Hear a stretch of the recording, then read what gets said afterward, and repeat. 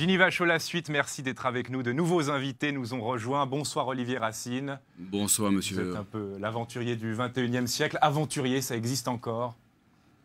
Je dirais que les aventuriers, c'est les gens qui vivent dans la routine. C'est dangereux la routine. Donc vous n'êtes justement pas quelqu'un qui vit dans la routine? Je vis dans la routine, mais j'essaie de temps en temps de sortir un peu de la routine, on va dire. Vous êtes parti en Corée du Nord, on va en parler, c'est le titre de votre livre. Ce n'est pas votre seul voyage, vous avez traversé 90 pays. Ce goût pour la découverte, d'où est-ce qu'il vient? Il vient d'il y a une trentaine d'années en arrière. C'est parti sur un voyage de 3 mois et en fait, je suis rentré 4 ans après. Alors en général, c'est le contraire. On part pour une année, on revient 3 mois après parce qu'on n'a plus de sous. Et puis j'ai eu le virus, il y a eu des circonstances qui ont fait que finalement, ça ne s'est jamais arrêté.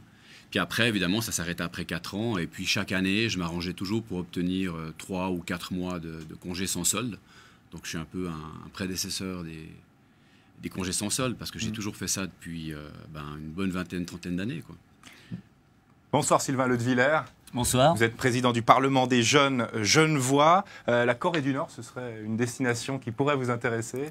Alors pour l'instant, notre action est quand même vachement locale, comme le dit le nom de notre association, donc on n'a pas de projet pour la Corée du Nord à court terme, mais bon. Et bonsoir Élise Blandenier. Alors vous êtes vice-présidente du Parlement des jeunes. Vous nous parlerez tous les deux de votre Silent Party, ou comment faire la fête en silence. Mais d'abord, l'édito.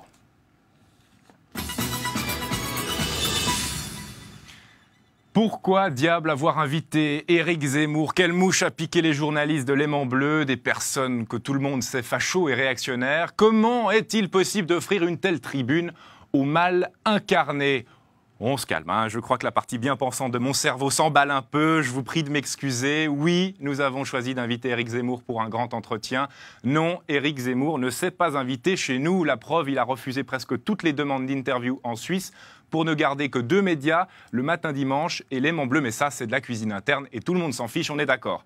Dans son livre, Un quinquennat pour rien, Éric Zemmour dresse un constat sévère sur notre époque.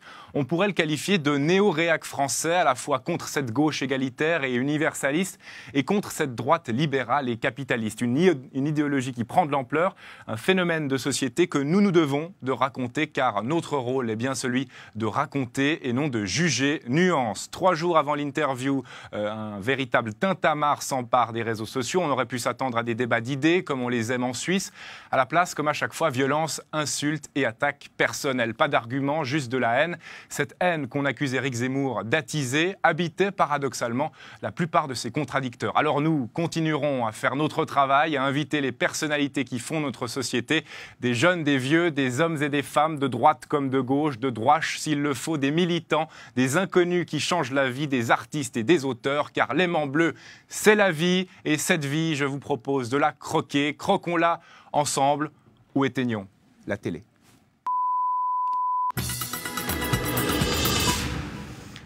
Olivier Racine, parlons un peu de vous. Vous aviez l'air ravi de passer après Éric Zemmour, en tout cas.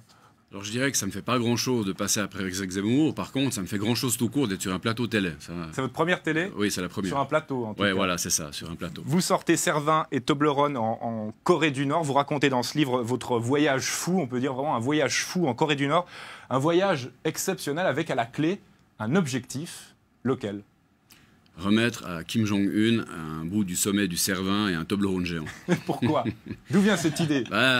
C'était au travail en fait. Et puis quand Kim Jong-il, feu Kim Jong-il est décédé, donc le père de Kim Jong-un et le fils lui-même de Kim Il-sung, fondateur de la nation de Corée du Nord, quand il y a eu les obsèques, 2 mois d'obsèques, on voyait à la télévision, chez votre confrère Rochebin, des masses de Coréens qui pleuraient, qui criaient, enfin ça paraissait presque de la science-fiction.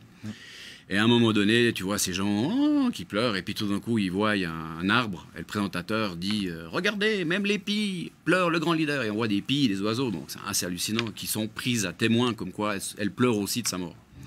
Et donc le lendemain, au travail, forcément, on en a un peu rigolé, un peu beaucoup même, et on a mis un portrait de Kim Jong-un au mur du bureau. Et à chaque semaine, celui qui faisait le plus de chiffre d'affaires avait l'insigne honneur de prendre la tête de Kim Jong-un et devenait donc le dictateur suprême. Ça parlait une private joke un peu. C'était une plaisanterie. Et puis, j'ai été un peu poussé à la sortie pour d'autres raisons dans mon job. Et j'ai dit, voilà, puisque maintenant je vais avoir du temps, je vais aller voir Kim Jong-un. et je vais voir comment je peux faire pour aller voir Kim Jong-un. C'est parti comme ça, en fait. Alors, j'ai cherché, en fait, à me dire comment est-ce que je pourrais le sensibiliser. Donc, je me suis dit, comme il a vécu 9 années à Muri, dans le canton de Berne, sous un nom, comme étant fils de diplomate, il n'a jamais été reconnu officiellement comme ayant résidé en Suisse, et toujours à l'heure actuelle, il n'a jamais été en Suisse. Je me suis dit, ben voilà, Muri, c'est le canton de Berne. Berne, c'est le canton du Toblerone. Dans le mot Toblerone, il y a B-E-R-N-E. Berne, c'est le canton d'où je suis originaire. Et donc, là où Kim Jong-un a vécu. Donc, j'ai grimpé le Cervin. C'est pas évident. Oui, c'est pas une chose facile. Comme ça, on fait pas ça tous les matins quand on se réveille. Ouais, exactement. C'était quand même assez spécial. Bon, j'ai eu de la chance. J'ai eu la bonne condition météo. Je crois que j'avais une bonne étoile. J'ai pris ce caillou, j'ai commandé un Toblerone géant et je suis parti là-bas. Mais je me suis ce caillou, il n'y a pas eu de problème parce qu'on a vu un Christian Varone, par exemple, en Valais, qui a eu un peu de soucis avec un caillou en Turquie. Là, vous n'avez pas eu de problème à prendre un caillou au Cervin? Vous avez raison, il a fait à l'envers. Mais moi, j'ai été à l'IRA, à Lausanne, près de Renan, pour faire analyser le caillou. Parce que vous savez que dans les cailloux, il y a de la radioactivité. Et selon les zones où on les prend, il peut y avoir 20 à 30 fois plus que certaines zones. Donc, j'ai été à l'IRA, c'est un département du CHUV, qui a analysé le caillou. Il y a du polonium à l'intérieur, il y a plein de choses. Et vous savez, quand on monte en altitude, le caillou devient encore plus... il y a plus de teneur de ces éléments-là. Et donc, je ne voulais pas arriver à Pyongyang avec un débitmètre d'un gars et que ça commence à faire... puis que je me retrouve au champ pour 30-40 ans. Donc, j'ai été le faire analyser pour à peu près assurer le coup. Et tout va bien. Le caillou n'était pas radioactif. Voilà. Et pourquoi, diable, ensuite, être parti en Corée du Nord? J'imagine que ce n'est pas un voyage facile à organiser. On n'y va pas comme ça... par la grande porte, la bouche au cœur. Eh ben, 4 mois de délai d'attente pour un visa, téléphone à domicile le soir, y compris le dimanche. Pourquoi voulez-vous aller là-bas? Quels sont vos intérêts réels? Est-ce que vous faites du service militaire? Quel est votre grade? Donc plein de questions comme ça. On s'est vraiment renseigné sur vous. Ouais, on s'est renseigné sur moi. Puis moi, je me suis dit, je vais pas y aller, mais on verra. Quoi. On verra où ça s'arrête, quoi, en gros. Hein. Et puis, bah, ça s'est pas arrêté. Et puis, quand je suis arrivé à l'ambassade, c'était rigolo parce que je veux pas tout raconter, mais en gros, le gars, il me dit, ben voilà, vous savez qu'un visa, c'est 2 semaines dans les pays. Vous pensez que chez nous, c'est 4 mois. Eh bien, regardez. Et il m'a ouvert mon passeport tamponné. Il m'a dit, chez nous, c'est 4 secondes. Allez dire aux gens qui disent que la Corée du Nord, c'est le contraire de ce qu'on croit. Et c'est parti comme ça, en fait. J'ai eu un visa en 4 secondes. Alors là, c'était vraiment étonnant. Et puis après, quand je suis parti là, le voyage avait déjà commencé en fait à l'ambassade de Corée du Nord à Muri.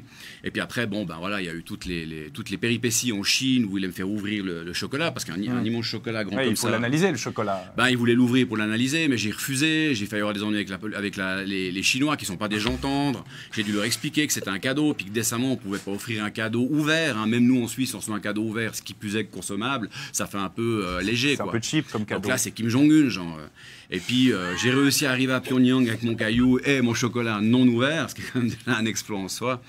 Et puis, je m'arrête ou... Non, mais continuez, on vous écoute. Ouais, non, mais enfin, et puis après, ben, arriver à l'aéroport, c'était le contraire de ce que j'avais prévu, c'est-à-dire qu'ils m'ont demandé de passer. Et moi, mon idée, c'était de remettre ce présent, en fait, à un militaire, de manière à ce qu'il fasse suivre. Question de faire le truc, quoi. C'était un peu un gag qui se validait, qu'on va dire.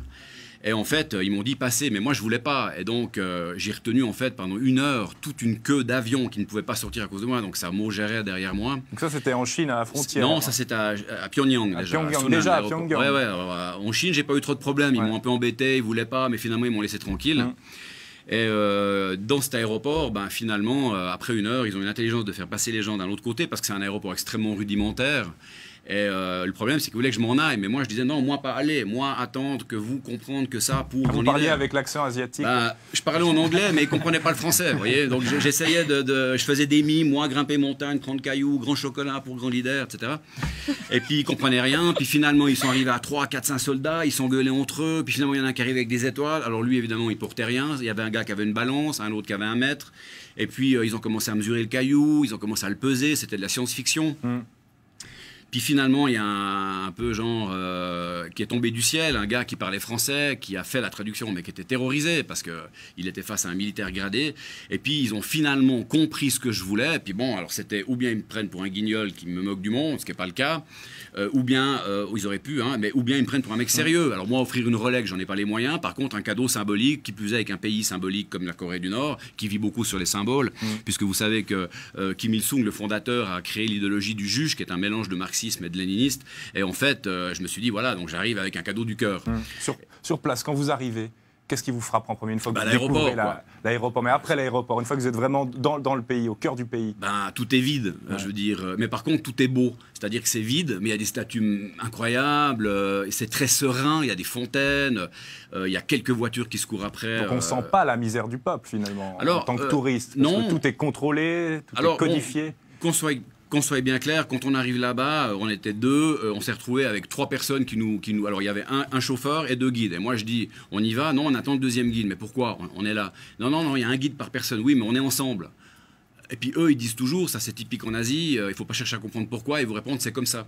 Et donc à force de se faire entendre c'est comme ça, vous posez quand même les questions, puis quand vous entendez c'est comme ça, quand c'est eux qui vous posent des questions, vous dites parce que c'est comme ça et vous ne répondez pas non plus. Puis là vous les faites rigoler. Puis j'ai créé en fait une sorte d'atmosphère avec des gens pas du tout rigolos. J'ai réussi à les faire rire, et puis on est devenus, pas copains, mais on est devenus assez proches, et on a même pu pousser la plaisanterie à parler de choses qu'on n'aurait pas dû parler, que normalement on pourrait se faire arrêter pour moi. Par exemple, il y a un abruti d'Américain qui est allé là-bas, il a enlevé une banderole de propagande, il était condamné, je crois, à 20 ans de prison. On le voyait pleurer en train de se lamenter pour s'excuser. Bon, il était jeune, il avait fait un pari avec des copains dans le Wisconsin ou je ne sais où. Ça, c'est pas le truc à faire. Moi, j'ai toujours été respectueux, poli, je viens avec un cadeau. Maintenant, ce qui s'est passé après, c'est qu'une fois qu'ils m'ont libéré à l'aéroport, la première chose qu'on voit, c'est par les fenêtres de la voiture, puisqu'on est dans une voiture, et tout est complètement, effectivement, sous contrôle. L'hôtel... Donc on voit pas de Nord-Coréens, des habitants? Si, on voit plein de Nord-Coréens qui marchent. On peut discuter avec eux? Alors, on peut pas discuter avec eux, mais par contre, dans le métro, on peut discuter avec eux, mais on prétend que le métro, où il y a 14 arrêts ou 7 arrêts, il y en a que 2 en fonction, parce que les 8 autres ou les 9 autres sont en réfection, et en fait, ça fait des années qu'ils disent ça, et donc on dirait que dans les métros, les 2 arrêts, c'est des acteurs qui sont bien habillés avec une valise, qui font seulement de se rendre d'un point à un autre, mais pour semblant, puis qui font ça toute la journée. C'est un peu Disneyland. Disneyland, mais en mieux, parce que c'est vraiment une ville, vous voyez ce que je veux dire? Enfin, en mieux, en pire ou en mieux. Et donc, on ne sait pas, mais personne, et c'est ce que je dis à la fin du livre, dans tous les pays, quand on rentre, on a des questions, par contre, quand on ressort, on a des réponses. La Corée du Nord, on y rentre avec des questions, on ressort avec encore plus de questions et 0 réponse. Et puis là-bas, quand même des rencontres, celle de Yann Moix, on connaît bien l'auteur français. Racontez cette rencontre brièvement. Fort sympathique Yann Moix. En fait, il était sur place en même temps que vous. Oui, alors il était là dans le cadre du PIF, donc parce qu'il faut savoir que Kim Jong-il est un féru de cinéma. Et évidemment, comme il y connaissait rien, mais qu'il adorait ça, on recule de aucun moyen, il a fait enlever un producteur et une actrice japonais, plus simple, on les enlève, et puis ils ont dû apprendre comment ça marchait. Et puis ce festival a lieu certaines fois, puis Yann Moix, d'autres personnes étaient là pour ce festival du film. Puis finalement, on était dans le même hôtel, puis finalement à la même table, puis finalement en parlant français, toi français, moi suisse, moi parler les mêmes langues, puis on commence à sympathiser. Et puis, alors là, après, c'est parti sur un délire. Il voulait tourner un film avec Jean-Claude Van Damme. Il a écrit un livre qui va sortir au mois de mars, d'ailleurs, un livre sur la Corée. Il voulait faire plein de choses. Il était vraiment super enthousiaste, très sympathique. On a passé... quasiment tous ces jours ensemble, mais sans être dans le même groupe. Et puis, à un moment donné, voilà, quoi. Vous savez, c'est un peu... Il y en a un qui vous raconte qu'il a fait ça, qui nage. Moi, j'essaie de garder le niveau. Donc, je nage aussi. J'ai traversé le lac à la nage, pour me rendre intéressant. Il me dit qu'il écrit. Je dis que j'écris 2 livres, mais qui n'ont jamais été publiés. Et puis, bon, finalement, il me dit, envoie-moi tes livres. Puis voilà, quoi. Puis, à un moment donné, c'est du vent, quoi, en gros. On aimerait savoir quand même, au final, est-ce que vous l'avez rencontré, Kim Jong-un? Est-ce que vous avez pu lui donner ce cadeau? Alors, bien sûr que oui et bien sûr que non. Comment je lui ai donné? C'est comme ça que je vous le dis. J'étais en train de visiter l'industrie lourde. Et puis, à un moment donné, le guide qui se tirait les cheveux, parce qu'il avait plein de téléphones à propos de ce problème de cadeau, parce qu'il fallait l'arranger, il fallait le mettre dans de la soie. Enfin, c'était un vrai bordel. Et à un moment donné, il reçoit un téléphone, puis il dit, il faut tout de suite aller, partir maintenant. Je dis, pourquoi? On n'a pas fini de visiter. Après, on devait encore aller visiter un truc genre aquatique. Et là, à un moment donné, on va où? On va au ministère des Affaires étrangères. Je me dis, putain, là, on est mal barré, là. Genre, c'est où bien ça passe ou ça casse, quoi. Et donc, on arrive au ministère des Affaires étrangères, avec la voiture, ils contrôlent avec leur truc, voir s'il n'y a pas une bombe dessous, ils nous regardent avec une sale tronche. On arrive dans un bâtiment, il y a des drapeaux partout, des portraits partout. Le truc tourne en rond. Ça veut dire que c'est une espèce d'immeuble qui tourne en rond avec des couloirs très étroits. Et là, on arrive dans un espèce de bureau où on nous fait attendre quelques instants, 5 minutes comparé 10 heures. Puis là, un gars super bien coiffé, on voit tout de suite que c'est le mec de la classe supérieure, nous reçoit avec le portrait de Kim Il-sung et Kim Jong-il, et non pas Kim Jong-un. Donc il a bien pris finalement ou pas? À un moment donné, il a fait 45 minutes de discussion pour nous remercier du cadeau qu'on a fait. Puis il m'a décoré. Donc j'ai été décoré par le ministre des Affaires étrangères, ce qui est incroyable, mais moi, j'y croyais même pas. Je ne suis pas du tout fier, parce que c'est quand même un pays, il faut quand même voir aussi ce qui est, qui n'est pas exactement un pays de vacances recommandé, voyez. Mais je veux dire, d'un autre côté aussi, on peut dire, il faut aller partout voir ce qui se passe. Ça vous a pas posé de problème éthique finalement ce voyage? Non, parce que problème éthique, je veux dire, vous savez, Kim Jong-un, on a pensé qu'avec l'éducation occidentale qu'il a eue, peut-être aurait une tendance à faire ouvrir le pays, et c'est ce qu'il a fait. Ça va vous paraître rigolo, mais il a autorisé les portables, alors que moi, quand j'y étais, on ne pouvait pas les prendre. Il a autorisé les talons aiguilles, il a autorisé les hamburgers, ça peut peut-être faire rire tout le monde, mais c'est une preuve qu'il veut se démarquer. Et puis surtout, ce qu'il a fait de marrant, c'est qu'il se présente avec sa première dame, ce qu'il ne faisait pas avant. Vous restez avec nous, on parlera du Parlement des jeunes dans un instant, mais d'abord cap sur le dossier brûlant de la semaine à Nyon, la construction d'un foyer pour requérants d'asile. 180 étrangers débarqueront bientôt pour mettre la ville à sac, croyez-moi. Le chiffre fait peur aux riverains, mais pour calmer le jeu, une séance d'information a été organisée mardi soir. Pas sûr que ça ait marché, je vous avertis ce qui va suivre. Soit on en rit, soit on en pleure. On a préféré décider d'en pleurer de rire. Léa Job était sur place. La salle polyvalente était comble pour accueillir la confrontation de l'année à Nyon. D'un côté, des centaines de riverains remontés. Qui c'est qui paye tout ça? Qui c'est qui paye? De l'autre, les autorités de la ville et du canton. Ici, Philippe Lebas, conseiller d'État vaudois. Pleine période électorale, il y a des projets plus porteurs si vous êtes populaire. Je vous le dis comme ça. Le nœud du problème, un centre pour 180 requérants d'asile. Le ministre présente ses graphiques. Nyon est à la traîne, on le voit ici. Le rectangle est tout petit. La ville fait partie des mauvais élèves en termes d'accueil, mais l'argument ne convainc pas. Quelle sera notre sécurité? Je pense que tout le monde a peur. Non. Non, ils n'ont pas peur, les Nyonnais, et ils veulent surtout parler. Ici. Excusez-moi, là-bas. Non, ici d'abord. Non, allez-y, ça fait peur. Il faut laisser parler tout le monde. Un instant, s'il vous plaît, un instant. Mais vous en faites pas, vous en faites pas. La séance questions-réponses est ouverte dans la salle, plein d'experts dans leur domaine. On a d'abord l'experte en urbanisme. Il y a d'autres terrains également où vous pourriez construire des petits immeubles. Et moi, je disais, le centre-ville, vous pourrez mettre des personnes qui ont une mobilité réduite. Comme par exemple, c'est pour ça que je vous citais des personnes âgées qui ne peuvent pas marcher, qui ne peuvent pas conduire. Voilà, on a aussi l'expert juridique qui connaît bien les lois. Et je trouve, par exemple, que les Érythréens qui sont là sont des déserteurs et les déserteurs ne sont pas acceptés comme requérants d'asile. Maintenant. Merci maître, et on avait bien entendu le politologue et ses analyses très pointues. Vous dites, la démocratie, c'est le peuple qui décide, c'est quand ça vous arrange. Hein? Un instant, monsieur. Clap, clap, clap, la salle applaudit, bravo, pas de ça chez nous, le débat est fini, direction l'Avéré, on y croise monsieur Rictus. Je pense qu'on aura très vite un problème. Qui a quand même son avis sur le dossier. Hein. Je pense que... Et là j'ai un blanc, mais... Vous allez couper ça. D'accord. Ça va revenir. Oui. Le politologue en profite pour lire les notes qu'il n'a pas eu le temps de dire pendant le débat. Puis je peux dire, on ridiculise le peuple. Notre démocratie est volontairement foulée aux pieds. On trahit le peuple pour plaire à qui? À l'Union européenne. Voilà. Vous aviez préparé ça? Ouais, j'avais juste mis un petit mot. Ouais. Et c'est déjà l'heure de notre rubrique santé. Là, admettons que j'attrape la gale à cause d'un Érythréen. Moi, je dois payer de ma poche. Je peux l'attraper dans un pays étranger, mais pas en Suisse. C'est au contact de ces gens. Il y a combien de maladies qui sont venues? À présent, il y a la syphilis, la tuberculose. Hein? Voilà. Moi, j'ai toujours dit ce que je pense, même si ça ne plaît pas. Voilà. Sylvain Ledeviller, une réaction à ces images? Oui, l'accueil des réfugiés, c'est un sujet très sérieux. Nous, on le prend très sérieusement depuis une année au Parlement des jeunes genevois, puisque ça concerne aussi les jeunes. Nous, on a choisi l'action depuis une année.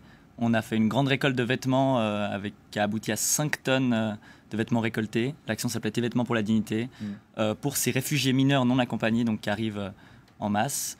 Et Vous êtes dans on donne aussi des cours de français et de maths. Et pas la réaction, c'est ça? On est plus dans l'action, oui, parce qu'on pense aussi, le vêtement, c'était quelque chose pour les questions matérielles, comme on parlait monsieur, par rapport aux maladies. C'est quelque chose qui est vraiment important quand on arrive d'avoir de nouveaux vêtements, mais aussi pour retrouver une dignité finalement, d'avoir des vêtements qui permettent une intégration, vu qu'on est dans une perspective d'accueil. Ils sont là maintenant, il faut bien s'en occuper. Par rapport aux jeunes, on a conduit des projets. On va parler de vous, de vos projets. Élise Blandonnier, vous êtes vice-présidente du Parlement des jeunes. Vous êtes à Sciences Po actuellement à l'Université de Genève. L'intérêt pour la politique, comment il naît? Je dirais qu'il peut naître de plein de façons différentes. C'est justement ce qui est intéressant, particulièrement aussi à travers des associations. Et c'est ce qu'on essaye de promouvoir au PJG. Et puis le Parlement des jeunes, alors pourquoi finalement le Parlement des jeunes et pas une jeunesse de parti? Ce qui me plaisait dans le Parlement des jeunes, c'était aussi le côté plateforme de projet.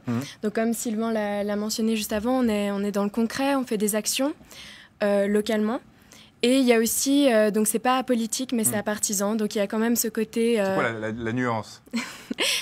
Peut-être Sylvain. La nuance, c'est qu'on fait de la politique, c'est-à-dire qu'on conduit des projets dans la société, qu'on donne notre position des fois, qu'on s'exprime. Donc on est dans le politique, par rapport au bien public, par rapport au vécu de la société. Dans l'action politique, c'est ça? L'action politique au sens large, mais on n'est pas partisan, on n'est pas une couleur politique particulière. Donc on n'est pas apolitique, on est non partisan, mais on est politique. Vous n'avez même pas éventuellement une influence politique? Alors l'influence, c'est les membres, c'est les idées des membres qui font les projets qu'on a envie de conduire, qui font aussi, lorsqu'on veut prendre position sur les sujets qui concernent spécifiquement les jeunes, c'est l'addition de toutes les individualités qui font l'identité politique du Parlement des jeunes. Alors vos missions, quelles sont ces missions? Vous avez évoqué quelques projets avant, mais concrètement, de manière globale, quels sont vos projets? Alors d'une manière globale, le but du Parlement des jeunes, c'est de promouvoir l'engagement, un engagement au sens large, donc pas seulement un engagement politique, mais plutôt un engagement citoyen. Donc ça passe par la culture, donc par des projets de scènes ouvertes, par des concerts, ça passe par des projets avec les jeunes migrants non accompagnés, et ça passe aussi par des tables rondes avec des sujets de votation.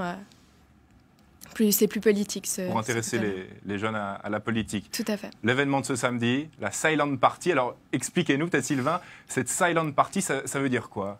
Je vais laisser Elise l'expliquer, puis c'est elle qui a porté sur tout le projet. Alors, allez-y. Merci.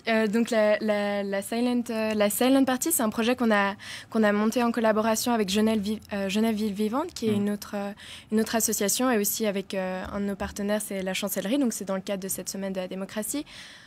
Plus précisément, donc c'est un concept de soirée qui est assez récent, qui consiste en fait à proposer 3 canals avec 3 styles de musique différents, avec des DJ qui jouent en direct et simultanément, et les gens prennent un casque et donc peuvent choisir le style de musique qu'ils écoutent, et donc les gens dansent tous ensemble silencieusement. Donc vraiment faire la fête sans bruit. Ça devrait plaire aux riverains, ça, Sylvain Ledviller. Ça devrait plaire aux riverains, oui, mais surtout la grande originalité de cette Silent Party, et c'est pour ça qu'elle sera unique, probablement, c'est qu'elle a lieu dans la cour de l'Hôtel de Ville. Ouais.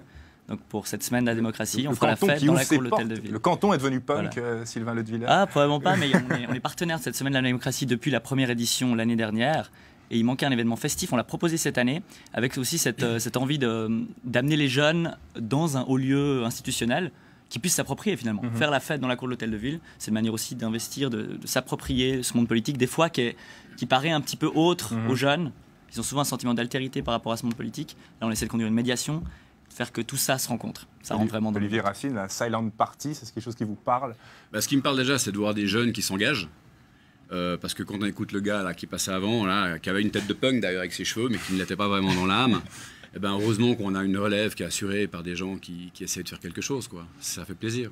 Est-ce que votre but, à terme, c'est d'avoir un réel poids politique, législatif? Pourquoi pas avoir un Parlement des jeunes qui puisse influer sur la politique genevoise? Alors oui, on pense qu'il y a besoin que justement la voix des jeunes soit plus écoutée, qu'on puisse proposer des choses, que les jeunes soient consultés sur les sujets qui les concernent. Sauf que nous, on est une simple association, donc on n'a pas de compétences politiques, et on pense que voilà, on aime beaucoup nos projets, puis on est entièrement bénévole comme association, donc on aurait, même si on voulait, on n'aurait pas le temps finalement de se prononcer sur tous les sujets. Donc nous, on milite pour la création d'un nouvel organe, qui soit un conseil des jeunes qui soit en marge des institutions liées à elles, dans lequel les associations principales dont on fait partie seraient représentées, ainsi que les établissements scolaires. C'est un conseil des jeunes, finalement, qui pourrait être créé, qui soit une structure intermédiaire entre les associations, les établissements, la base, et les institutions, afin que les jeunes puissent avoir un poids politique, sachant qu'ils sont vraiment sous-représentés dans les institutions, dans les délibératifs, et qui votent beaucoup moins que le reste de la population. J'ai envie de vous faire réagir à un édito, vous l'avez sûrement lu, celui de mon confrère et ami Jonas Schneider. Il a titré « Les parlements de jeunes sont inutiles ». Il dit, il parle de structures alibi dans lesquelles les plus jeunes apprennent à devenir de vieux politiciens qui ont le mérite d'amuser quelques centaines d'ados carriéristes, de couliser les vieux politiciens qui s'y rendent. Réaction ?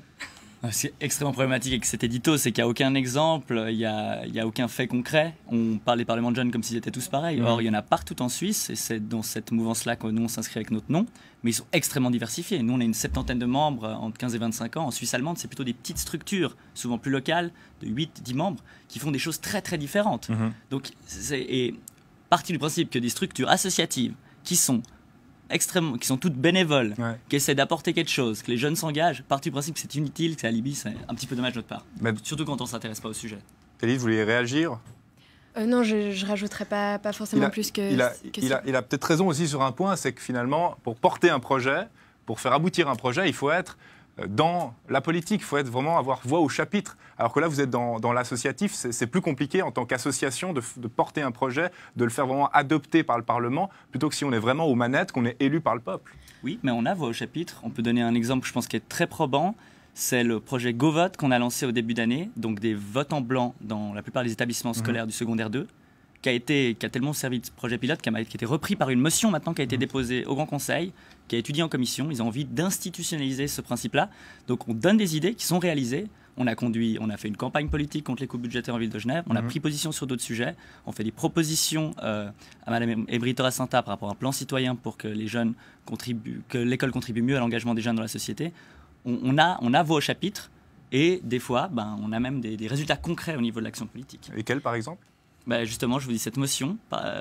Celle-ci, voilà, la motion. Par exemple, il y avait une pétition aussi on avait initié une pétition pour la vie nocturne qui a été acceptée aussi par le Grand Conseil et dont le rapport du Conseil d'État vient d'être accepté aujourd'hui. Et vous allez aussi dans les écoles, c'est ça, vous allez à la rencontre des jeunes. Ça aussi, c'est important, Élise. Oui, tout à fait. Ça fait partie d'un volet essentiel du PJG qui est de promouvoir l'engagement. Et ça, on l'a fait aussi en collaboration avec le DIP. Et peut-être ce qu'on aurait pu rajouter, c'est que le fait d'être le seul partenaire non institutionnel dans l'organisation de la Semaine de la démocratie, c'est peut-être aussi la preuve qu'on n'a pas besoin d'être un politicien pour être entendu par les politiciens. Et c'est peut-être le canton vous fait confiance, en tout cas. Tout à fait. Combien vous êtes dans ce Parlement des jeunes Genevois actuellement ? On a une 70aine de membres, âgés entre 15 et 25 ans. Tout le monde peut vous rejoindre ? Tout le monde peut nous rejoindre. Il faut avoir un lien avec Genève et venir nous voir. Donc on a une séance une fois par mois. On peut nous contacter via notre page Facebook, on a un site internet, un email. Tout le monde peut venir nous voir. Il n'y a pas aucune obligation d'implication, donc on peut venir nous voir, ne plus revenir, venir une fois tous les 3 mois, s'impliquer à fond comme Élise et moi et d'autres qui sont engagés vraiment au comité ou dans des projets concrets. C'est vraiment une structure bénévole qui a envie d'attirer plein de jeunes pour qu'ils s'impliquent dans la société. Gilles nous a rejoint pour l'astuce. Bonsoir Gilles. Bonsoir.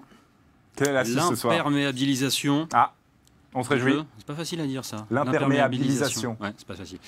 La bougie, la paraffine, fait des miracles, c'est magique. Regardez, il fait beau, c'est l'été indien, mais il pleut aussi parfois, comme le week-end dernier. Alors qu'est-ce qu'on fait ? Eh bien, comme il fait beau, on continue à mettre ses chaussures d'été en toile.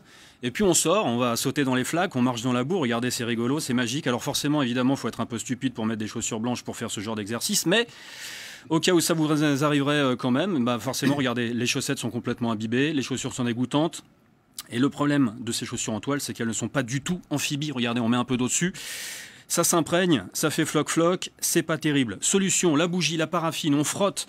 Évidemment là où c'est sec, la chaussure sèche. Ensuite, un petit coup de sèche-cheveux, regardez, pour faire fondre cette paraffine qui va vous constituer une couche imperméabilisante.